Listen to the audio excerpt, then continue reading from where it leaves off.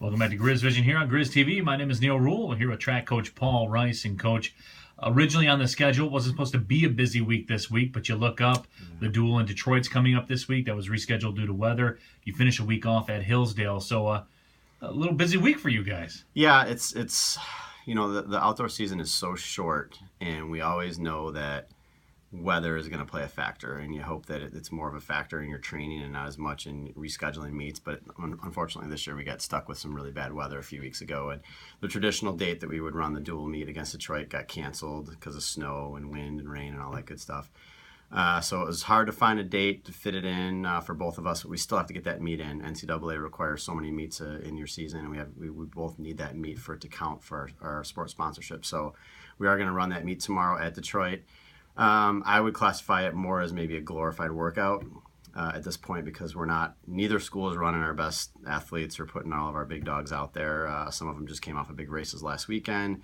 We've got a few issues that we're dealing with from trying to nurse a few injuries, keep guys healthy, getting near the end of the season to the championship. So, but it's supposed to be nice weather tomorrow, so our kids will go out there, look to perform at a high level. And you run against Detroit, you compete against Detroit, you're always going to raise your level. The juices get flowing. We've talked about that before. And we'll definitely, we'll put on a show in front of the crowd that's there watching us.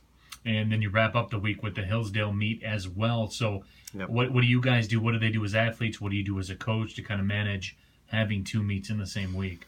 Well, I guess the thing with tomorrow against Detroit, it does become part of our training routine for the week, a good hard workout day for us. And Hillsdale, there's a little more on the line there. We've got a few people that really need to get good tune-ups at the end of the season. A few people that are pushing some qualifying times for NCAA prelims.